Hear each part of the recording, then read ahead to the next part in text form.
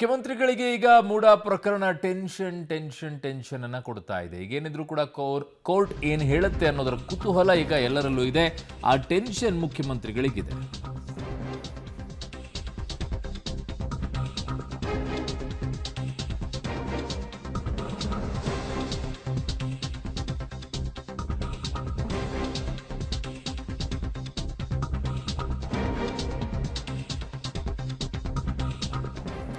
ಕೆಲವೇ ಕ್ಷಣಗಳಲ್ಲಿ ಮುಖ್ಯಮಂತ್ರಿಗಳ ರಿಟ್ ಅರ್ಜಿ ವಿಚಾರಣೆ ಇದೆ. ಸಿಎಂ ಪರವಾಗಿ ಹಿರಿಯ ವಕೀಲ ಅಭಿಷೇಕ್ ಸಿಂಘ್ವಿ ಅವರು ವಾದವನ್ನು ಮಂಡಿಸಲಿದ್ದಾರೆ.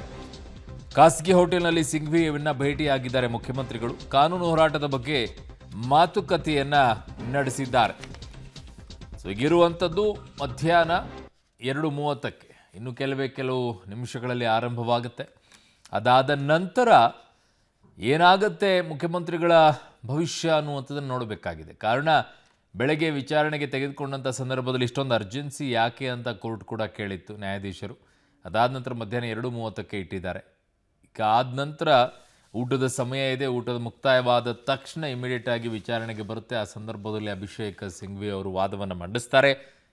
ಏನು ಹೇಳುತ್ತೆ ಕೋರ್ಟು ಅನ್ನುವಂಥದ್ದನ್ನು ನೋಡಬೇಕು. ಮತ್ತೆ ವಿಚಾರಣೆ ಏನಾದರೂ ಮುಂದೂಡಿಕೆಯನ್ನು ಮಾಡ್ತಾರಾ, ಇಲ್ಲ ಇವತ್ತೇ ವಿಚಾರಣೆಗೆ ಕೈಗೆತ್ತಿಕೊಡ್ತಾರಾ, ಸ್ಟೇ ನೀಡ್ತಾರಾ, ಏನಿದೆ ಸಾಧ್ಯತೆಗಳನ್ನು ನೋಡಬೇಕು. ಅದಾದ ನಂತರ ಮುಖ್ಯ ನ್ಯಾಯಾಧೀಶರ ಪೀಠಕ್ಕೆ ವರ್ಗಾವಣೆ ಆಗುತ್ತಾ ಅಥವಾ ಸಂವಿಧಾನ ಪೀಠಕ್ಕೆ ಮುಖ್ಯ ನ್ಯಾಯಾಧೀಶರು ಕೊಡುವಂಥ ಪರಿಸ್ಥಿತಿಗೆ ಬರುತ್ತಾ, ಮೊದಲು ಎಲ್ಲ ಸಾಧ್ಯತೆಗಳು ಕೂಡ ಇದ್ದಾವೆ.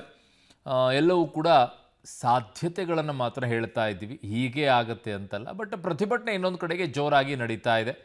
ಈಗ ಸದ್ಯಕ್ಕೆ ಮುಖ್ಯಮಂತ್ರಿಗಳಿಗೆ ಮಾತ್ರ ಟೆನ್ಷನ್ ಮೇಲೆ ಟೆನ್ಷನ್ ಇದೆ. ಕೋರ್ಟ್ ಏನು ತೀರ್ಪನ್ನು ಕೊಡುತ್ತೆ ಅಂತ ಹೇಳಿ. ತೀರ್ಪು ಬರುತ್ತೋ, ಮುಂದೂಡಿಕೆಯನ್ನು ಮಾಡುತ್ತೋ, ಇನ್ನೊಂದು ಕಡೆಗೆ ವರ್ಗಾವಣೆ ಆಗುತ್ತೋ ಮುಖ್ಯ ನ್ಯಾಯಾಧೀಶರ ಪೀಠಕ್ಕೂ ಅಂತ ಹೇಳಿ ಆ ನಿಟ್ಟಿನಲ್ಲಿ ಈಗ ಕಾಯ್ತಾ ಇದ್ದಾರೆ. ಅದನ್ನು ಈಗ ಮುಖ್ಯಮಂತ್ರಿಗಳು ಕೂಡ ಈಗ ಹಿರಿಯ ವಕೀಲರಾದಂಥ ಅಭಿಷೇಕ್ ಸಿಂಘ್ವಿ ಅವ್ರ ಜೊತೆಗೆ ವಾದವನ್ನು ಕೂಡ ಮಾಡಿದ್ದಾರೆ. ವಾದವನ್ನು ಮಾಡುವಂಥ ಅಭಿಷೇಕ್ ಸಿಂಘ್ವಿ ಅವ್ರ ಜೊತೆಗೆ ಮಾತುಕತೆಯನ್ನು ಕೂಡ ಮಾಡಿದ್ದಾರೆ. ನನ್ನ ಸಹೋದ್ಯೋಗಿ ಈಗ ಶ್ರೀನಿವಾಸ ರಾವ್ ದಳೆ ನನ್ನ ಸಂಪರ್ಕಕ್ಕೆ ಸಿಗ್ತಾ ಇದ್ದಾರೆ. ಶ್ರೀನಿವಾಸ, ಏನು ಅಪ್ಡೇಟ್ಸ್ಗಳು ಬರ್ತಾ ಇದೆ? ಈಗ ಕುತೂಹಲ ಎಲ್ಲರಲ್ಲೂ ಕೂಡ ಇದೆ, ಆದರೆ ಟೆನ್ಷನ್ ಮಾತ್ರ ಸಿದ್ದರಾಮಯ್ಯನವ್ರಿಗಂತೂ ಇದ್ದೇ ಇದೆ. ಆ ಪಕ್ಷದಲ್ಲಿರುವಂಥ ನಾಯಕರುಗಳಿಗೆ ಕೆಲವರಿಗೆ ಇದ್ದಂಗೆ ಕಾಣಿಸ್ತಾ ಇದೆ. ಏನಿದೆ ಅಪ್ಡೇಟ್ಸ್ ಶ್ರೀನಿವಾಸ್?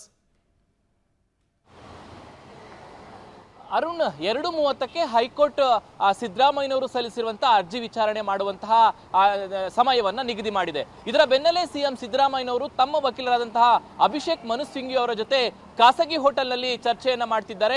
ಈಗಾಗಲೇ ಸಿಎಂ ಅವರು ಮುಂದಿನ ಕಾನೂನಾತ್ಮಕ ಹೋರಾಟಗಳು ಯಾವ ರೀತಿ ಇರಬೇಕು ಅನ್ನುವಂಥದ್ದನ್ನ ವಕೀಲರ ಮೂಲಕ ಚರ್ಚೆಗಳನ್ನ ಮಾಡ್ತಿದ್ದಾರೆ. 2 ವಿಚಾರವನ್ನ ಇಟ್ಕೊಂಡು ಇವತ್ತು ಅರ್ಜಿಯನ್ನ ಸಿಎಂ ಅವರು ಸಲ್ಲಿಸಿದ್ದಾರೆ.